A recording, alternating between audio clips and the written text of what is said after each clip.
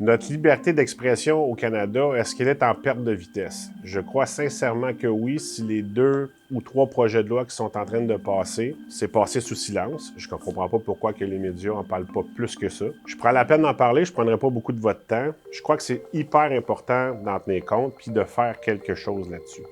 De protester du moins. Il y a une nouvelle loi qui va permettre, en fait, au gouvernement, puis la raison, c'est pour protéger la frontière du fentanyl, ils vont pouvoir s'amuser à ouvrir les courriers de tout le monde, sans mandat. Ils aviseront pas les personnes qui ont ouvert leur courrier. Donc, ils n'auront pas l'obligation, puis ils vont pouvoir ouvrir du courrier, faire des enquêtes sans passer par un juge. Ils pourraient fouiller vos comptes de banque sans vous en parler, sous le nom de « faut protéger nos frontières ». Toujours la grosse affaire qui fait peur, ils vont nous passer des lois qui vont jouer sur notre liberté d'expression. Sur notre liberté personnelle. Là, tu vas me dire, ouais, mais j'ai rien à me reprocher. Oui, mais est-ce que tu veux te faire fouiller dans les poches parce que tu n'as rien à te reprocher?